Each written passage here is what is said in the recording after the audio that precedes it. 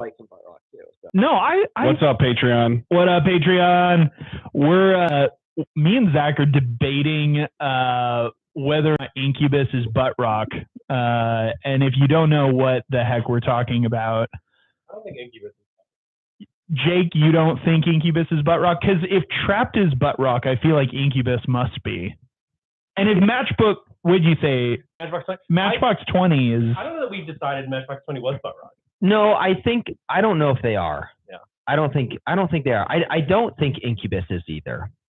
But I guess if you want to do an episode in our miniseries where you present your case for them being butt rock, no, I would not. I would present the case for the opposite. Okay. Well, I would work to put together a case for the opposite out of hopes that they really weren't. Yeah. I think also if you guys want to be on the miniseries, we welcome you, but you have to be pro butt rock. Like if you're anti, I'm willing to hear some butt rock haters. So we're just defending butt rock against the haters, and they could be the haters. Maybe, who knows? Yeah. I probably won't join any of them. Yeah, I figured. I might pick a couple to jump in on. Sure, I'm making a bunch of Spotify playlists. I haven't done it yet, but I'm gonna make just I'm making a folder on Spotify, and I'm just called butt rock. Can it be just like a super short mini series, like a 5-second episodes where it's just like Mumford and Sons, is it butt rock?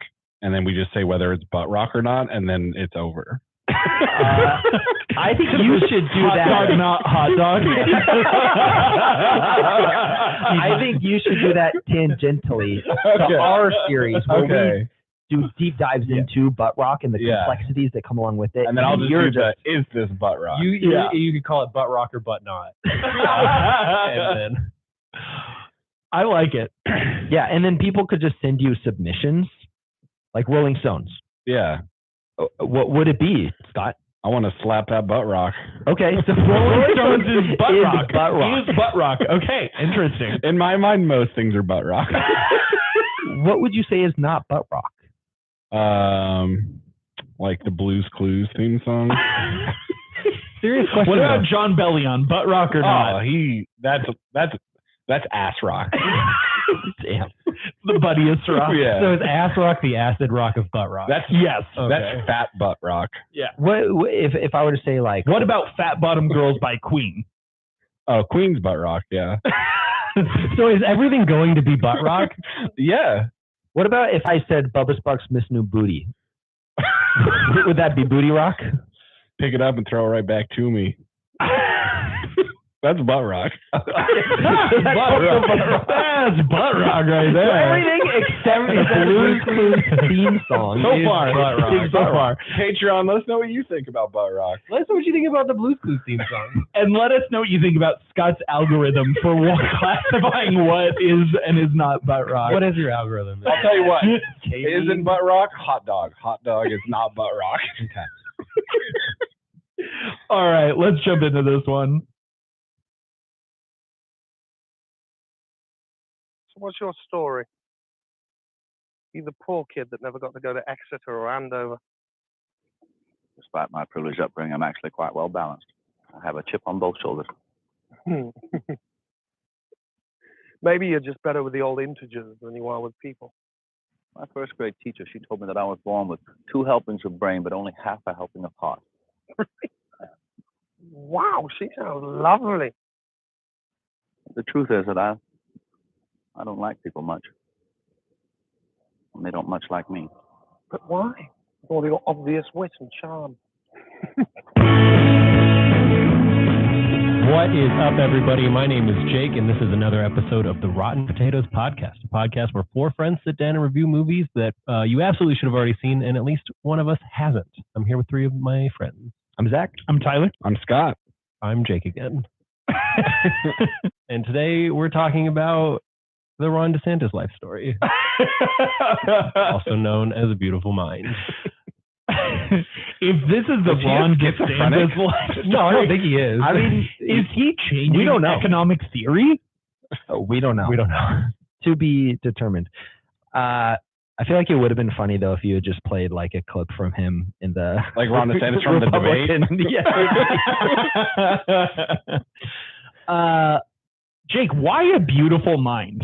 that's an interesting question. I feel like I thought that when I picked this movie, if I'm honest. John Nash came up in a couple of my classes, actually, just talking about some different things that he did, like one of the, like a game that he invented. It came up in my AI class, and then when I took calculus of several variables, which was the class that he was teaching at the beginning of the movie, he came up, and a couple other times. And so I wanted to watch the movie, and I remember liking it quite a bit when I watched it. And then I don't know, I feel like I could be talked up or down. I just felt kind of whatever about it when I watched it again. And I don't know if I was just in a weird mood or what it was, but I did not enjoy it as much as I remembered enjoying it. I will say, with how much I know you really enjoy Imitation Game, it's not like this pick makes so much sense to me for you. Yeah, and I think thinking back on it, I think it is a good movie, and honestly, I think it's more fun than you would expect a movie about the life of a mathematician to be, especially if you don't know anything about him, and you don't know that he was schizophrenic. But I don't know. I think I was in a weird mood. I think I still like it a fair amount, but when I was watching it, I thought, man, I'm not enjoying this as much as I thought I did. Fair enough. Scott, why don't you hit us with a little bit of just the facts about this movie? Yeah, this was directed by Ron Howard. It was written by Akiva Goldsman. Released December 21st, 2001. Has a runtime of 135 minutes. Rotten Tomatoes gave it a 74%. IMDb gave it an 8.2. Box office of $316 million on a budget of $58 million, so a 5.4 return on that one. It won 4 Academy Awards for Best Picture, Best Director, Best Supporting Actress for Connolly, and Best Adapted Screenplay. And then it was nominated for 4 other ones for Best Actor for Crow, Best Film Editing, Best Makeup, and Best Score. So 8 nominations total. That's crazy. This is one of the very few, if not, is this the first Ron Howard movie that we've gotten to do? I want to say it is. I think it might be. I think it is. Which is crazy. Yeah, because he's a very prolific director. It looks like maybe we had one more. Oh, no, we didn't.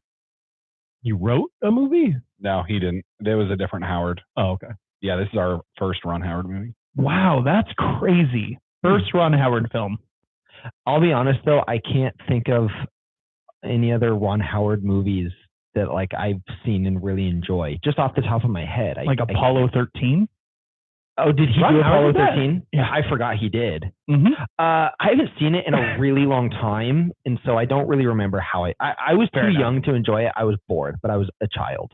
Yeah, that's fair. That's for sure.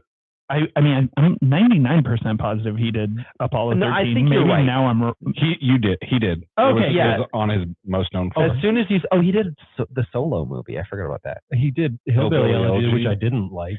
He's kind of like a tier down from Spielberg. I feel like they have similar. Oh, the Da Vinci Code. Yeah, you're right. I know what you mean, but he's just done. Oh, Backdraft. Some really well-known films. I don't mean that in like that he's bad. A tear down from maybe The Goat is still really good. Yeah, that's fair. It's just fair. like they're not necessarily very edgy directors. There's S tier and there's A tier, but A tier is good. Exactly. Yeah. No, that's fair. And neither one of them are like super stylized or where like maybe super like recognizable. And I think that you could say that that's a good thing. They can kind of shift and kind of do different genres. But their movies kind of remind me of each other. Yeah, no, I think that's fair. And I'm pretty sure that Spielberg and Howard have worked together before. I can't remember exactly when, but I know that they have. Was it on the Andy Griffith Show? It could have been, but I think that as adults they've worked together. Like I think Spielberg has produced some things that Howard has directed, and I think Howard has produced some things that Spielberg directed. Was Spielberg involved at all with American Graffiti? I know that was a George Lucas film, and Spielberg and Lucas have worked together, and Ron Howard was in that movie. But I don't think he had anything to do with American. I don't remember him having anything to do with American Graffiti, like as a producer or anything like that. But Jake, this is an interesting movie, to be honest, for me. I had seen this movie before. Our late bloomers, was it just Zach? I have no idea. I was a late bloomer. Yeah, because I've seen this movie. Oh, you'd seen this, so Yeah. just Scott. Okay. Mhm. So I had seen this movie before, and to be honest with you, I have a long history of conflating this with other movies, this movie, in my mind. Which movies do you conflate it with? Two. Well, not so much anymore, but when I was young and I had first seen this around the same time as I had seen Good Will Hunting, whenever anyone talked about people writing on windows, I was like, are you talking about A Beautiful Mind or Good Will Hunting? I don't know what you're talking about. And so that was one thing where I was like always putting those two things together. And then there's another movie, I think it's called A Good Shepherd, I've not even heard of it. that is mostly about like CIA and Skull and Bones, like, you know, but around the same era. And, you know, he's obviously very involved with the government at times, sort of, presumably, maybe, although he's schizophrenic, so obviously not. I think he's kind of actually, but nothing that we see him do. Right, exactly, yeah. And so like those two things, those two facts, like kind of put themselves together in my brain. And so I hadn't seen this movie in over 20 years. And frankly, watching it again this time, I might as well, I know that I've seen it before and I remembered scenes, but I might as well have not ever seen it before because I remembered so little of it. And I would say watching it this time, I liked it more than I thought I would, but less than I would have liked to have liked it. I think that makes sense. Based on like how prestigious it is and how Yeah. the awards and stuff. How prestigious it is, and just the, you know, biopics. Like biopics are so easy for me to be over the moon about and give really great reviews on. Like I love biopics. I'm with Jake in that. Like especially on Imitation Game. Like I will stand Imitation Game almost as much as Jake will. I think, yeah, I especially like biopics a lot. Maybe and more. I really like them about like mathematicians, scientists. Scientists, yeah. I just like them. Yeah, and I get that. Yeah. But I'll stand it with you. Like I'm on that. But this, like, it just didn't quite deliver for me on this watch. And I'm a little bit with Jake as well in that, like, I might be able to be talked up or down on this, but I wasn't super thrilled with any part of it.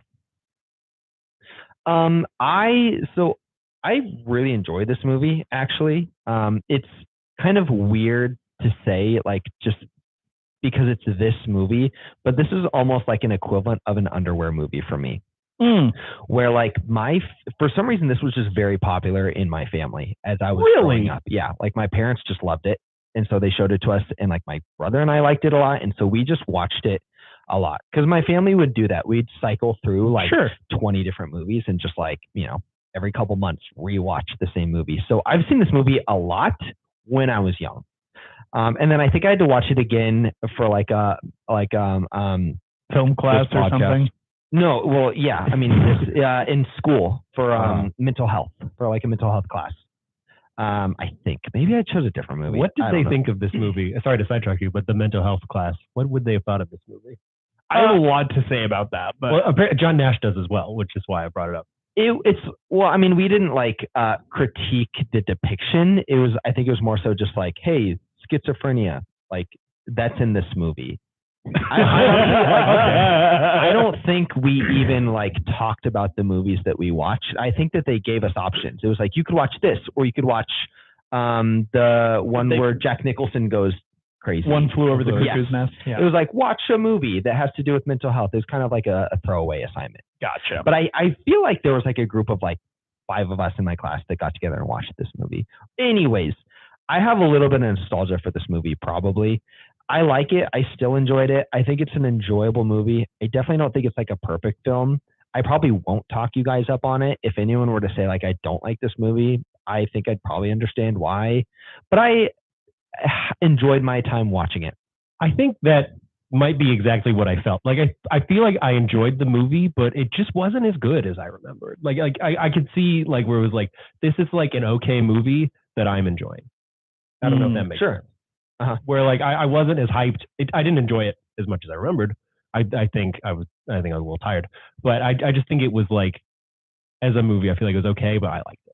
I think I was almost expecting to dislike it more than I did. Like I think I went into it thinking it'd be a lot cheesier, just from my memory of like, well, I liked it a lot as a kid, but it's probably going to be really dated. And I felt like it maybe held up a little bit more just than I expected it to. So I liked it. Scott. Yeah, I wouldn't say I disliked it. I wouldn't say like I loved it. I thought it was good. I mean, I really like Russell Crowe, so I was like excited to watch this movie. I knew that it had won some Academy Awards, so I was like, oh, it's probably going to be like excellent. And I felt like it was probably sub-excellent. So maybe it was a light year on the Academy Awards or something. I'm not sure. I thought it was good. I decided on this movie to not read ahead. And so it was interesting. Like there were some things. That's a very interesting choice for. And so part of me was and thinking maybe movie. that's why I didn't enjoy it as much. But then hearing you guys also say those things, I'm like, oh, okay. Maybe. Did you know anything about John Nash as a guy aside from the movie? I didn't. I thought it was.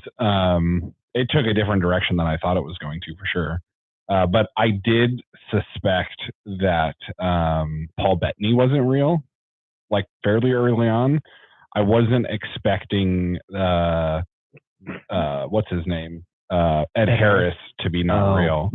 But Paul Bettany and the girl, I both was like, oh, this, like they're showing up at weird times. Like, why is this little girl here?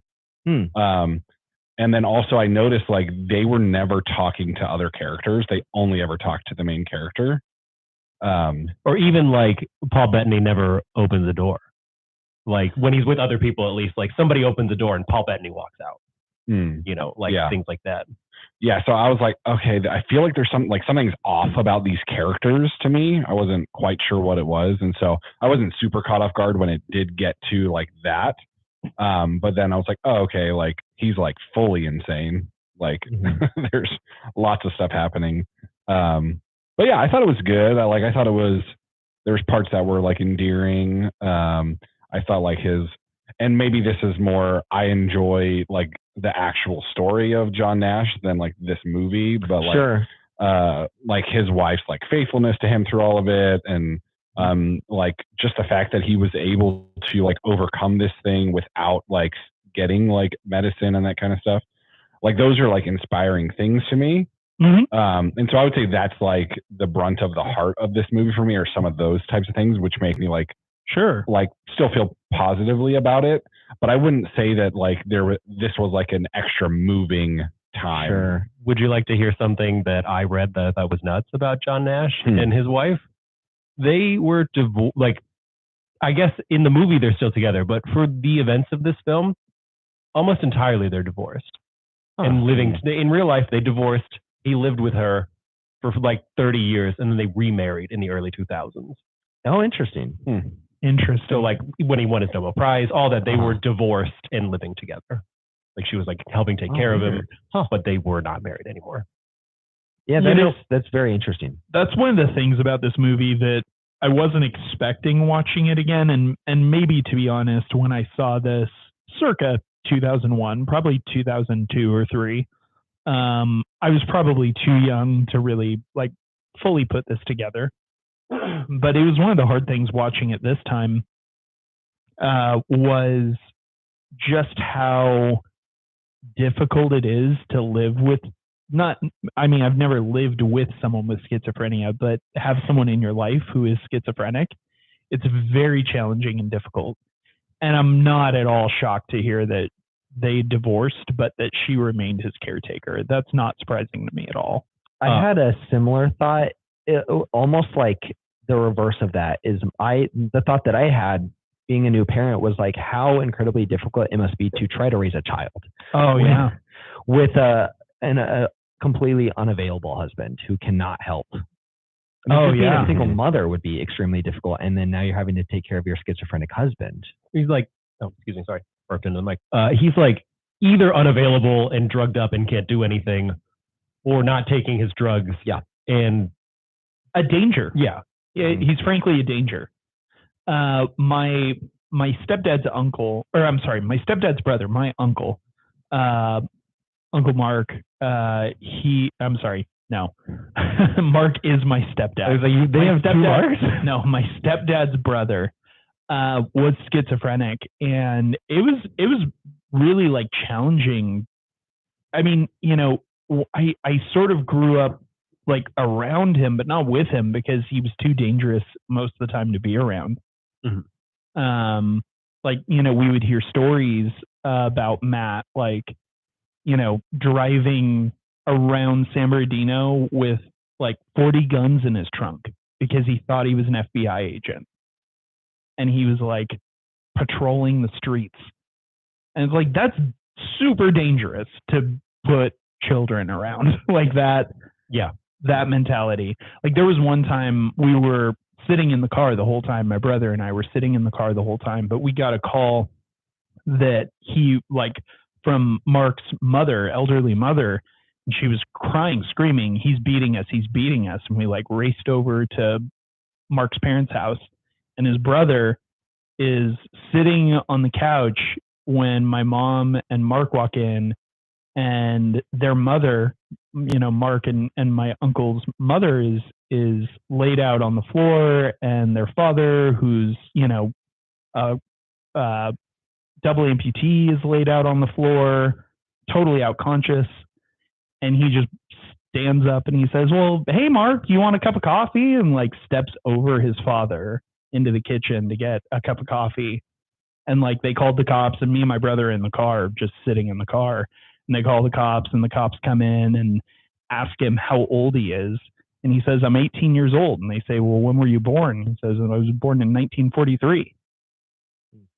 And it's like, that is like, that's schizophrenia. Uh-huh. And that was hard for me to watch in this movie, to be honest with you. But all that to say, Zach, I agree with you so completely. How impossible would it be to be a single mother and to put your child around this person? Yeah. That is frankly dangerous. Like, you know, like he's outside of his mind. I was trying to figure out with the real John Nash how much of this was real, and I had a hard time figuring that out. But he like apparently never experienced any visual hallucinations in his life. Interesting. He experienced auditory hallucinations and things like that. Delusions. And delusions and paranoia, but apparently never actually experienced visual hallucinations. So I can't tell how accurate the movie is because I couldn't find other information besides that. I would say from what little I know about schizophrenia, in the movie, the use of visual hallucinations is more like a way to explain because his perspective. It would have been a weird and really unsettling movie to just hear voices. Right. Like that would have been Yeah. kind of scary. A horror movie. It felt very cinematic. Yeah. And I don't know, I feel like I should know since I took a mental health class, but I remember very little about that class. If I had more time, I actually really wanted to look into this. Maybe Tyler, you would know. With schizophrenics, and their maybe auditory hallucinations or their like visual hallucinations, would they ever be positive reinforcement? That was the thing that I thought was really interesting about this movie. They could be. Yeah. Is that Paul Bettany's character was always looking out for his interest. And I feel like more so you think about the opposite, how the voices are really negative and they're really, or even like this like, I don't know, social outcast guy creates this scenario in his head where he's the hero. You know, he walks into the Pentagon, not really, and then sees the numbers and breaks the code or whatever. Like it isn't like, it's an interesting thought, like, cause that's not like a scary hallucination. Like he's living his dream. Yeah. But there's also times where like Paul Bettany is just being a friend, being like a good friend to him, you know? I think that the reason maybe for what you're describing, Zach, is that most of the time, the only time that it like reaches the point of like public awareness is when it is detrimental. Okay. So like it happens a lot more than we know about. We just don't really ever hear or look into or spend a lot of time hearing or caring about schizophrenics' positive ideations. we really only pay attention to their negative ideations because That's when it affects us. it's when it affects everyone else. Yeah. Yeah. But yeah, no, it's not uncommon. And it's also not uncommon. So Matt, my stepdad's brother, got an advanced degree. I can't remember if it was a graduate degree or a post-grad degree from UCLA in clinical psychology when he was at his craziest. Interesting. Like he at the time thought that he had been living in Vietnam for 20 years and he had never been. Like he really, like he was so crazy, he was so out of his mind, but he was very brilliant. Huh. And so like brilliance and schizophrenia isn't uncommon for them to like be present together. That like you have a really, really, really brilliant person that like for whatever reason, they're also completely crazy. It's a wild existence. Yeah, definitely. And I did love, Scott, to your point, I really liked how Jennifer Connelly, like I liked her in this movie. I don't always like her. We've seen her before. What did we see her in most recently? Oh, Blood Diamond. Blood Diamond. Oh, yeah. We did not like her. We didn't like her in Blood Diamond. I liked her quite a bit in this. And I felt like she portrayed someone who really cared for him very well. Yeah, I liked her a lot. It was funny. I was rewatching the movie and I was watching it with my girlfriend and I hadn't seen it in a while. And the way she interacted with him, I was like, is she hallucination too? Because when she's like, I'm going to ask you out for dinner. I was like, what sane, attractive young college girl is asking out this guy? That was one of the things, that was one of the weak spots of this movie for me is, and not specifically just to Jennifer Connelly. I think that some of the dialogue across the board was not great. And so there were scenes that I felt like Jennifer Connelly maybe wasn't great, but I thought it was more an issue with the script. I, for the most part, agree with you guys. I think Jennifer Connelly was good in this movie and I enjoyed her performance. She's great. And I like Paul Bettany. I don't know how you guys feel about him, but I feel like he's charismatic. I enjoy watching him in anything I see him. He's MCU, so I can't talk bad. Is that true? You're not gonna be able to talk bad about any actor soon enough. I know it's gonna be hard. But I've loved Paul Bettany since Knight's Tale. Knight's Tale is my favorite Paul Bettany role. Oh, he really. I want to say he's my favorite character in the movie. He is my favorite character in the movie. It's tough to say because I feel like they're all great. Yeah, they are all great. Love him. But man, Paul Bettany as Jeffrey Chaucer is S tier. Have we all seen that movie? Yeah. You've seen it? Yeah. Okay. That was, we had, when I was young, we had like a portable DVD player that like strapped to the headrest of cars. And on road shows, for some reason, every time I watched Shrek and A Knight's Tale. It's really weird because that was, that may have been the first time I watched A Knight's Tale was in a car. Really? Yeah. I just watched it. I watched it this year. And it was also my first exposure to Paul Bettany. Huh. It's been a couple of years, but only a couple since the last time I watched Knight's Tale. I mean, I watch it every few years. It's a really fun watch. So good. I think it's probably been 15 years for me since I've seen it. You didn't watch it with us when we watched it at camp? Mm-mm. I think you went to go hang out with Carla. It was either hang out with Carla or sleep. I think he was hanging out over with Carla, here, yeah. Courting his wife. Yeah. Like a loser. Like At that point, loser. she was just my fiance. But But you're courting. Courting your now wife Yeah. at the time. Yep. Because she had a hard time. Yeah, that was a rough summer camp. And I'm like, okay, we got time to kill. I'm watching a movie and you're like, I need to go be with Carla or she's gonna disown me. Like Yeah. I do have something I promised I would or bring up, leave. I don't know what. Yeah. tangentially related to this movie, but I do know somebody who met John Nash. One of my Really? girlfriend's friends grew up near Princeton, and she saw him around town, and she met him. She said he was a nice guy. Did she mention that he like told her like to watch out for all the people that were spying on her? Or Or she just said she'd seen him around town. but was he looking over his shoulder furtively? She didn't say any of that. Was he sneaking into abandoned houses to drop off packages? It'd be pretty cool if she just followed him doing that and then didn't say anything. Because, I don't know, she's my age, so that was probably in the 2000s. Did she say he had Ron DeSantis vibes?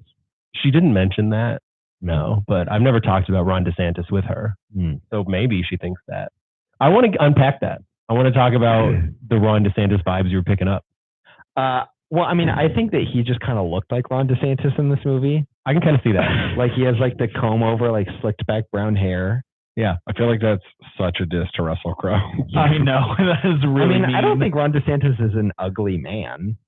He He looks. I will say What? What'd Russell you say? Crowe might be an ugly man now. Did you guys, I saw this one post of like, I forget who it was talking about Russell Crowe, and they were like showing an image of him and then an image of him in Gladiator versus now. I was like, you didn't need to do that to him. That's mean. Yeah, like, that's mean. just let him live his Gladiator life. versus Zeus. Yeah. You know what? If you don't love Russell Crowe at Zeus, you don't deserve him at Maximus. Yeah. I think I liked him more as Zeus. I Really? do too.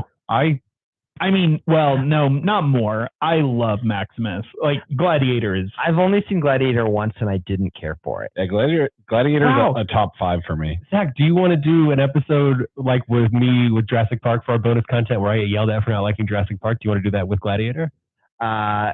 Well, then I'd have to rewatch Gladiator. I don't really want to do that. I started rewatching Jurassic Park. Did you really? Yeah, pretty bored. Do it for Because it's insane. do it for Crazy. our Patreon followers. That's what what they're we're talking talking about. Yeah. It sounds like Jake and I are really like we're doing the heavy lifting. with I this know. Patreon. Well, it's just because, Zach, you keep saying yes. Jake keeps throwing out ideas. Scott and I keep saying no to them, and then you say yes. I haven't said yes to where I have to rewatch Gladiator yet. I'll probably say no to You it. can try to defend that opinion without rewatching Gladiator, but it'll be harder. That's true. I would say part of it is because I do a lot of the heavy lifting on the other technical side of the pod. Okay. What that's fair. do I do the heavy lifting on? All the actual episodes. Like you carry our episodes. Making sure we have like Yeah, because the three of us would sit in silence for fun. Well, Jake wouldn't. He doesn't know how to sit in I silence. think that that's a little Silence. unfair. I think that if we didn't have Tyler, one of us would at least attempt to step up. Somebody would have to fill. Sure, the but I Tyler like not role. having And to. I think that Tyler is the best at this, at Yeah. essentially playing the host role. Yeah. But I don't think that that means that neither of us would be able to do it, essentially. I didn't say you was wouldn't be able to do and it. that's not what he was saying. I was asking, what weight am I carrying? Yeah. No, No, he yeah. was answering. I what think weight you I'm carrying. definitely provide structure to the episodes. And All right. if you were not providing structure to the episodes, it would be a bit of a mess. Zach and I were a little bit all over the place in Barbie. Yeah, but it's the Patreon episode. Yeah, no, I'm just saying. Yeah, forget our patrons. I like them. Jake is working extra hard. By the way, I don't know if our patrons know this, but all their names are listed on all of our episodes now. And it says, thanks for supporting us. And it says our patrons. Oh, really? That's Yeah. cool. I like that we do that. Yeah. Way to go, Scott. It's a built-in feature. I didn't really do it. I know, but way to go for turning it on. I do want to go back to something you said earlier, Scott. Like maybe this was a weak year for the Academy. Uh-huh. It was not. Oh, okay. So other movies that came out this year that were in the running for these awards that, Uh-huh. we have Black Hawk Down. We have Fellowship of the Ring. We have Moulin Rouge. We have, I Am Sam and Muhammad Ali. They probably weren't as big as, some of these others. Training Day. I hated Gosford Park, but it got a lot of love in the Academy. Memento. So this was a pretty big Monsters year. Ball, Royal Tenenbaums. There were a lot of movies that came out this year. Monsters, Inc. came out this year. Like, there was a lot of good films that came out I this think year. I've seen 5 of those, and 3 of them were for the pod. I was going to say, we've done at least 3 of them. Uh-huh. Yeah, Memento, Tenenbaums. Which other one? Oh, Sorcerer's Stone, Oh, you've seen Fellowship. Sorcerer's Stone I've came seen out the Fellowship. same year as Fellowship? Pearl Harbor. I don't know why I've I seen thought Harry Fellowship. Potter came out much later than. How do you feel that crazy. this beat all those other movies? Was this one Best Picture? No, it Oh. won 4 different. Yeah, one like No, Best it Supporting it Actress. did win Best Picture. Oh, Yeah, this Yeah. was the best picture. wow. I don't think Up- I agree with that. Oh, yeah. Up against it for best picture for this year was Gosford Park, which I hated. Never seen it. In the Bedroom, which I thought was good but not great. Not seen it. Fellowship of the Ring, and Moulin Rouge, which I thought Moulin is Rouge, yeah. fantastic. Wow. I've thought about doing Moulin Rouge for the pod, but I wasn't sure. I thought I maybe put would it just on get- like 2 or 3 times. Oh, really? Yeah, I I was haven't seen it. worried that it would just get destroyed. I know zero about it. Okay. I know love there's Baz music. Luhrmann. Right? There's music in that one. Yes. Have you seen There's music. Great Gatsby? I have With seen Leo. Gatsby. Yep. So that same like type of style where it's like injecting modern music into like a period time. Uh-huh. That's also like that's just kind of like one of Baz's like. I will say, I don't know if this makes it qualify or not. I only saw Great Gatsby for the first time like 4 months ago. Really? So if you guys wanted to do it, I guess you could. I would not. I wouldn't want to either, honestly. Tyler might. I liked it. It's not my favorite Baz Luhrmann movie, but I think that we've done one Baz movie, right? I don't think so. I'm not Okay. sure. I thought that we had, but maybe we haven't. I can't think of what it'd be. All right. But we've got to do Baz Luhrmann at some point. I mean, he's we have not done enough musicals. I think maybe that's true. well, Moulin has- Rouge is an actual musical. And it has Obi-Wan, right? Yes. Ooh, I love you, yes, McGregor. it does have Yeah. Ewan McGregor. I know one of the songs from Moulin Rouge. Okay. Yeah, but that's my only context in Moulin Rouge. I mean, Okay. it's a famous musical, and the movie is very well. Yeah. Well, I liked it. I haven't seen it in a long time, but I remember liking it. But anyway, that was also up this year. Yeah. I'm not surprised this won Best Picture, but I don't think it should have. Fellowship. Oh, Fellowship Supremacy. But they were waiting to give it to Return. Why couldn't they just give it to all three? Because the Oscars the Academy is weird. They don't like to do that. It frustrates me. Huh. Yeah. Like a lot of people were like, well, Dune didn't win because they'll give it to Dune 2. Like, Right. I don't know. I don't know why they do it. That's really weird. I guess because it wouldn't, like, it'd be boring if, like, Lord of the Rings just won 3 years in a row. Not for me. No, not for me either. Yeah. But, like, for the dumb people that don't like Tolkien. The little plebs. Yeah. I actually wasn't a huge fan of Dune, but Dunk. Dunk, yeah. Uh, That's what we called Should we it. talk about Dune? We haven't talked about Beautiful Mind. I was about to bring it back. I'm kind of over Beautiful Can Mind. I Already? Can I say that I was pretty over Ready Player One 20 minutes in. I was fine with us going down I a was weird rabbit trail. I was so surprised when we were over an hour in that episode. I was like, I was toast on this movie at 20 minutes. I have But we talked about other things. Yeah, that's one other thing, or not just one other thing, but one thing I've been thinking about since I watched that movie.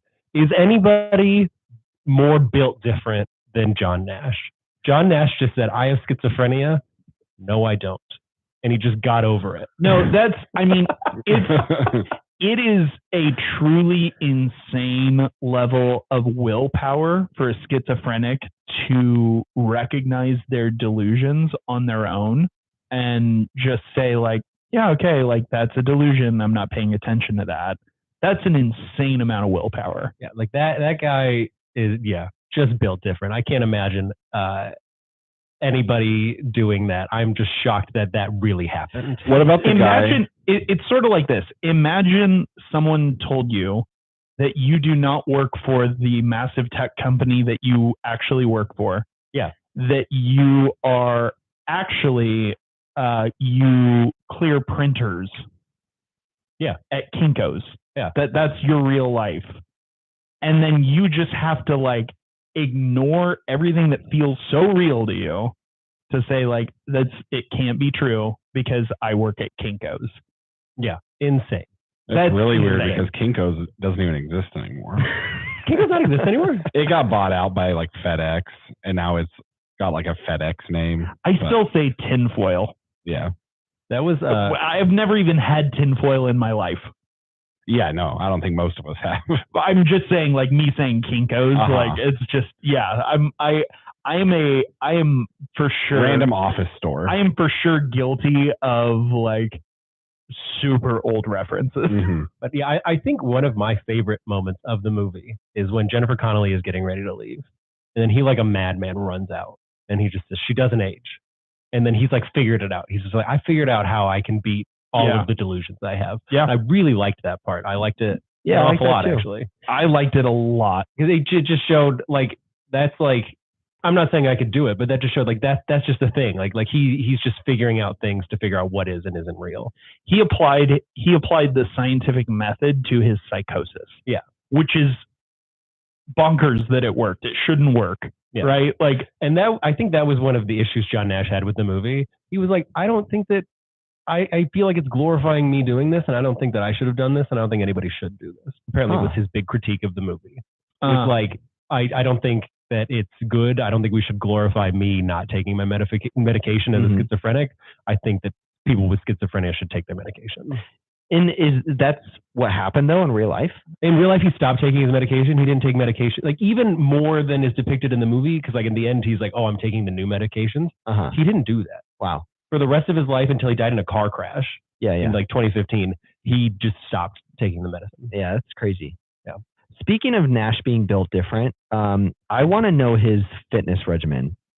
And like, when did he have the time to get so jacked? Like, yeah, he looks so much like Russell Crowe. He was stupid thick. it was Dummy thick. it was all of the fights in a sandpit in Rome. That he hallucinated. I mean, he's lifted big desks by himself too. Like, That's true. Oh, yeah, this was a year after Gladiator. When Nash walked in to his classroom in just a white T-shirt, I was like, I get why Jennifer Connelly fell in love with him. Yeah.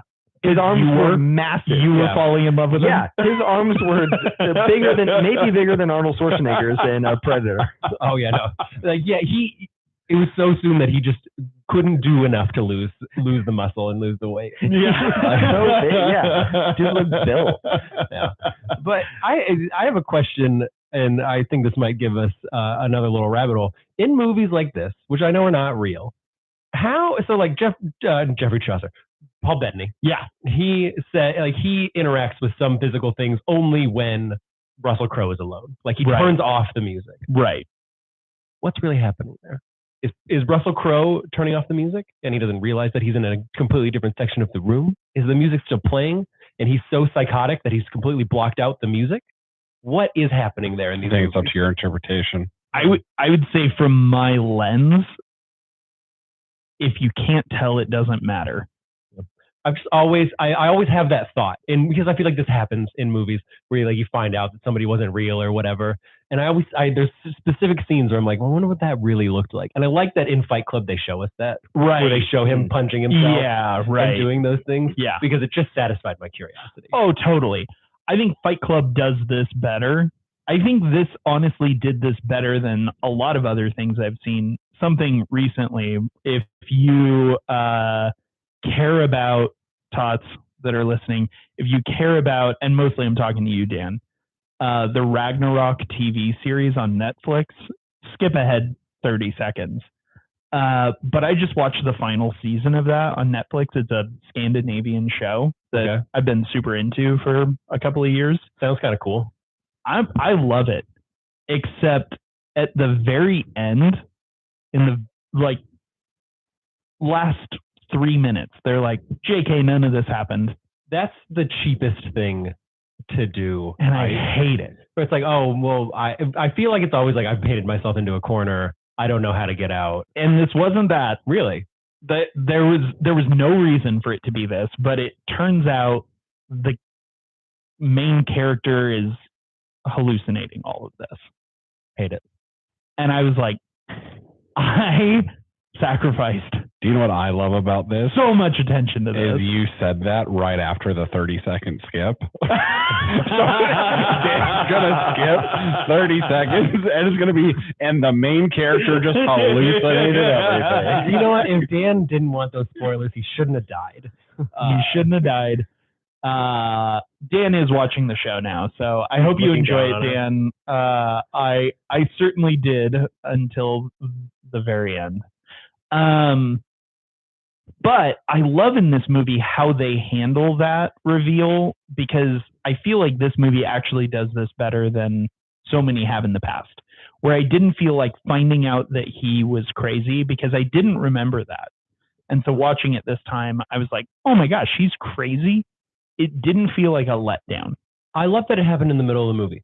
Yeah, I agree. And I think that's probably why it didn't feel like a letdown, because you're dealing with the fallout of that. And that's the rest of the movie, and I think that's why it doesn't feel like a letdown. It's the more human and compelling part. Yeah, where you're like, oh, this isn't the movie I thought it was. We're dealing with his disease and not his Brilliant. incredible spy story. We're Yeah. dealing with the disease that he has. I was thinking about that. I think that's unique. Like, I think the only other movie I feel like I've seen that done where you get the big reveal in the middle of the movie is Vertigo. Yeah, Vertigo. Where you get the twist in the middle of the movie, and then you're dealing with the implications of the twist for the rest of the movie.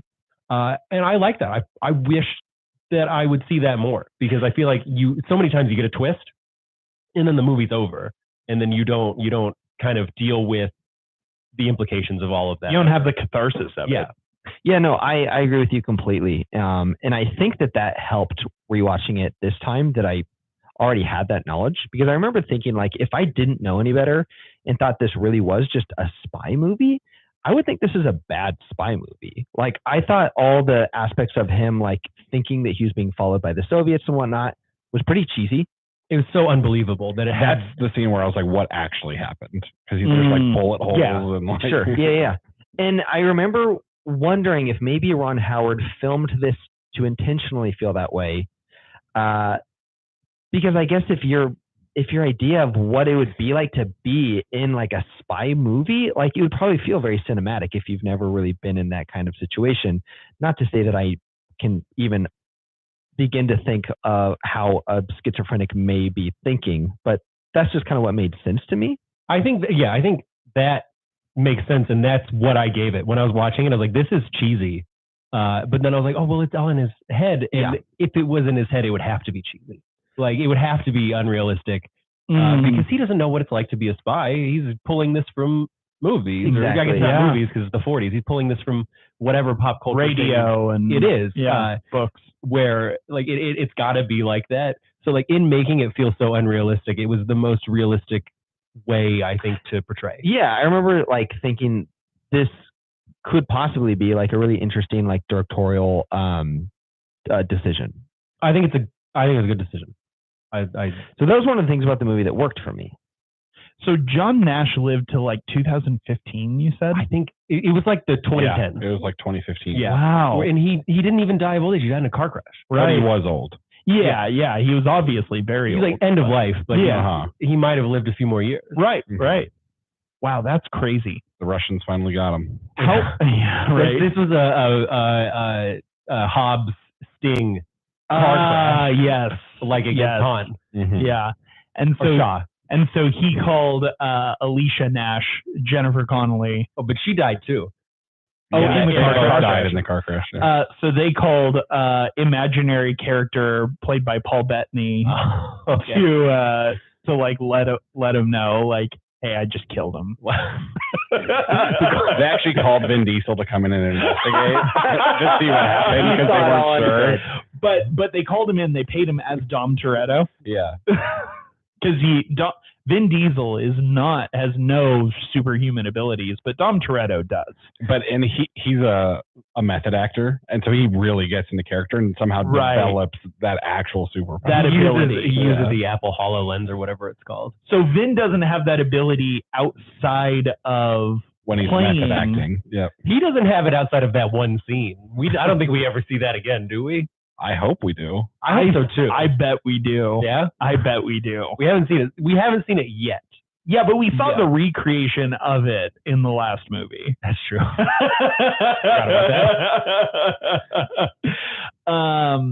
Anything, Jake, you mentioned something that didn't really particularly work for you, but like Scott, Zach, anything in particular that really doesn't work for you guys? It just felt kind of vanilla. Yeah, that's my main nit. Like, I think it's almost like someone was like, okay, let's write a really dramatic story, but let's like just do the bare minimum, or not the bare minimum. Let's do an average like approach to all these things. To selling it. Yeah. I don't. Yeah, I think I can see that. Part of me is just like I like smart guys doing smart guy brain stuff. So like I was thinking about scenes that you guys didn't work for me, but I was thinking about a scene that did work for me, and I love that scene where he comes up with his I forget what it's called now. Game theory. I mean, he hasn't come up with game theory. But that's what he's famous for. That theorem, or not theorem, that theory that he came up with, the Nash, whatever. I loved that scene. I thought it was a really fun way where he's like, how can I apply my math so that we can all pick up a girl and figure this out? And I thought it was just a really funny way. I don't know if that's how he really did it, but I thought it was like kind of a funny way to show him doing smart guy stuff. I like that scene. That's what he's known for, though, right? Is his work in game theory? Yes. Yeah. I don't think he invented the field. No, not the field, but like that's his research is in that field. Yeah. So that's why he came up in one of my classes. Was in my AI class. We were talking about we did a little bit of game theory math. We were talking about some games that he invented and stuff like that. But that, I think, is what he is most famous for. Right. Is that what he got his Nobel Prize for? Or was that? I think that is what he got his Nobel Prize for, Yeah. which is much, much later. But it had something to do, the application Was in economics. was in economics. The reason why he got the Nobel Prize was because it had massive implications on global economic. And I think it had a models. bunch of other things. It had implications in a bunch of things where, like, they have that scene, which I also thought was very fun, where he was so stoked to hear that people were using it. And he's like, and they're using it in this way. So, wow, I never would have thought of that. Yeah. And I like that scene too. I'm sorry. I didn't mean to be, I was being a little reductionist. With what? Saying that it was like what led to his Nobel Prize was his impact on economics. It was much more far ranging than that. But like the thing that like he's, lauded over was his impact theory. on economics. Oh, the economic how his From his research game in game theory impacted economics, because he took something that shouldn't have applied to economic theory and he applied it beautifully. Really crazy smart dude. Yeah. I think I did a little bit of game theory, number theory in college, and that was my favorite stuff, honestly. So maybe that's another reason I like it. I just like that he's getting a movie, and this is what he did, and I like it. I really liked seeing an undercast actor is Adam Goldberg, who plays his research friend, partner. Yeah. In this. That's Saving Private Ryan. Yeah, he's in Saving Private Ryan. In Saving Private Ryan, yeah. I do like him. He is a really good actor, but he is super undercast. Like, he just does not get enough roles. He really doesn't. I think he's great when he puts that goldfish in the tank in Friends, and he's crazy. Chandler's crazy roommate. Yeah. I mean, yeah, he's great, obviously, in Saving Private Ryan, but he's also awesome. Like, I really like him in Once Upon a Time in Venice, crappy movie. But I really liked him in Deja Vu. I don't think I've seen that. Yeah, it was decent Denzel. I like Deja Vu entry. a lot, But yeah, he's super undercast, and I really like him. And I thought he did a great job in this film. I wish that I could see more of him. I like him a lot too. Apparently he's in Zodiac. Yeah, he was Duffy Jennings. I don't remember him in Zodiac. Anyways, I like him when I see him. He's a great, like, that guy. And I really like Josh Lucas, and I enjoyed him in this. Yeah. Sorry, who's Josh Lucas? The bully. Mm-hmm. Oh, okay, yeah. The most polite and pleasant bully. Yeah, of all time. and it turns out he's not a bully. No, I know. Like, but that was an interesting reveal where it was like he's a bully the whole time, and then at the end he's like, we were always friends. We were always friends. Yeah. And it was like, oh, like coming off of like learning about his psychosis and then hearing that, you're like, whoa, wait a minute. Like, I have to rethink all of these interactions now. I think they had like a frenemies sort of relationship, because like they were an antagonistic friendship, especially because they were like rivals. They were academic rivals, and I think that they were he split that grant with John Nash. Is that was his character? They like split, and I think he, like, at the beginning at least, I think he genuinely did resent him for that. But I always thought, when I was watching it, I was like, why are these guys that he thinks are so mean to him, like, trying to get him with a girl? And then I was like, oh, well, okay, they're just actually friends and he doesn't get it. Yeah. And I thought they delivered that really well. Like, honestly, up until, because again, I forgot everything about this movie. Up until the reveal, I was confused by a lot of things that were happening, but I didn't know why. And then when they revealed that he was schizophrenic, I was like, oh my God, this all makes so much more sense. But I felt like they did a great job of like hiding, like burying the lead a little bit that he was schizophrenic and like portraying something that is compelling to a certain degree, but confusing. Yeah. And then they deliver the answer and it's like, oh my God, it's the key that unlocks the lock that I didn't know was there. And I feel like they almost like, I don't know, like even after they reveal it, you have this moment where he gets reconvinced and he has his relapse. Right. And it's almost like, for a second, like maybe you don't know what's going on. For a second, you might believe it. Oh You're yeah, like, totally. do you really think that they would have me listed? Like, Totally. whatever it is that he says. And you're like, oh, what? So I feel like they even did a good job at almost reeling you back in. Like, I guess it's hard to say because I knew going into it that it was all fake. But if I didn't know, I don't know that I wouldn't have been reeled back in by that. Yeah. I mean, I was. I bid on it, you know, or nibbled on it, I guess, if I'm a fish. Like I was like, oh yeah, maybe he's not. Maybe he's not schizophrenic. Maybe he's not crazy. Maybe this is real. And then it's like, oh yeah, no, okay, no, he's crazy. They even kind of present the doctor in such a way where he's like, I'm trying to ask him about his work. And then he's like, right, maybe he is a Russian spy. Right. You know? Yeah. Who knows? Who knows? Yeah. Yeah, that's crazy. Cool. Well, what do you guys say? Do you want to put this one to bed? Yeah, let's do it. Jake, this is your movie, so you're first. All right, I'm going to give this, I think I did get talked up on it actually a little bit. I'm going to give this a 7.6. Oh, shoot. I'm going to give this a 7.6 desks thrown out a window. I'm going to give this 7 schizophrenic gladiators. Zach? I'm going to give this movie 7.7 buff John Nashes. Tyler? I'm going to give this 7.1 Twins. I'm really like considering the movie Gladiator and like if at the end of that movie he was schizophrenic. Now that you said that, that would have been pretty funny. Maybe none of that it all happened in his mind. He was just one of the actual slaves. Yeah, and he thought he was like, not a general. That was what happened when I got to the end of this show. I think that's what Gladiator 2 is going to be about.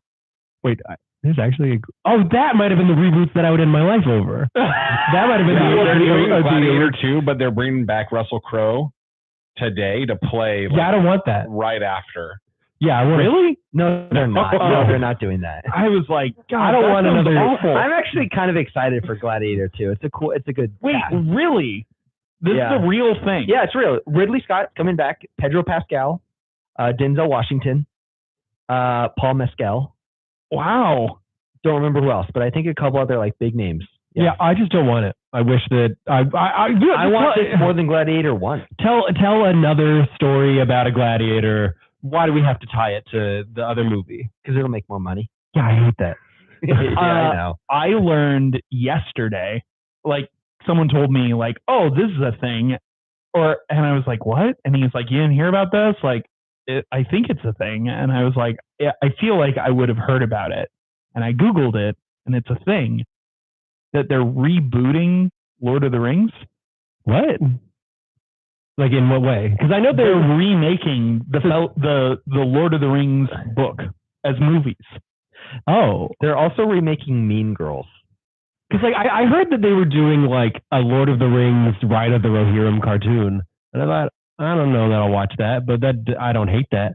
I've I think talked about on this podcast that I'm not the biggest fan of the Peter Jackson interpretation. I think they're very good movies. I don't think they need to be remade. I definitely don't want to see it as a movie. They're remaking a show. They're remaking Lord of the Rings as IP as a movie. Is this one of those like we're gonna lose the rights if we don't to Amazon? If we don't make another movie? No, it's the people who Amazon partnered with that purchased the rights. I thought Amazon bought everything but in the Third Age, but the events of the Lord of the Rings. Yes, and the people that they're partnering with bought the rights to Lord of the Rings. That sucks. I don't think I'm going to be as upset about it as some people, because like when I watch the Lord of the Rings, I think, man, I wish I was reading the Lord of the Rings a lot of the times, but I still like watching. I have a very complicated relationship with those movies. But that sucks. I'm not happy. I'm upset about it. I'm not going to kill myself though. I was super disappointed.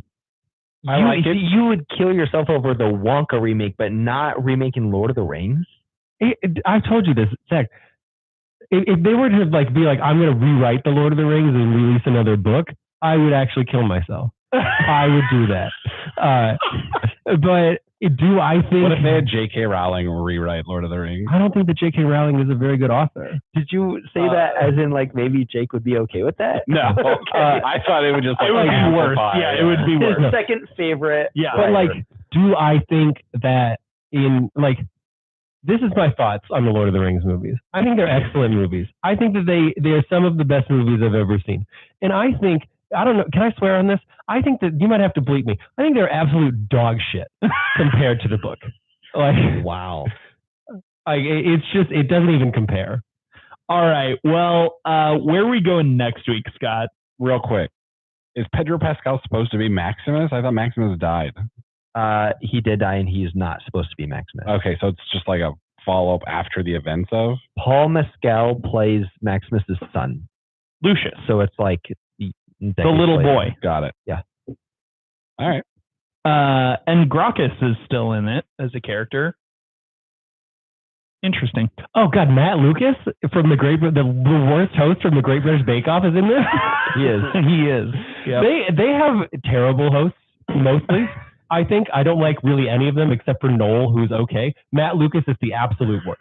I like Matt. I love Noel. I kind of like. I like Matt. I like Matt. I've seen Matt Lucas in that episode of Community when the season where they were terrible, and in the Great British Bake Off where he sucks.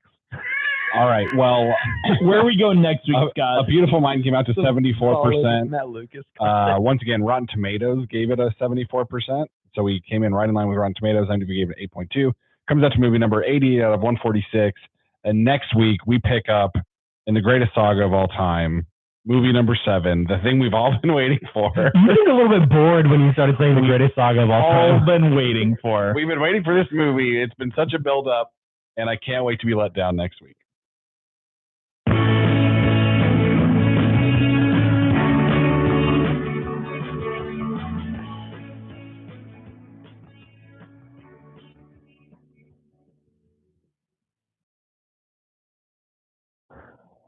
Dude, I think this episode's just going to be effed up. Dude, I think this episode's... Oh, thanks, Patreon. We love you guys. Sorry, Zach and Jake had to dip out real quick. We record a lot of episodes back to back, and we have to go potty in Use between. the facilities, the Louvre. So, see you later. Thank you, guys.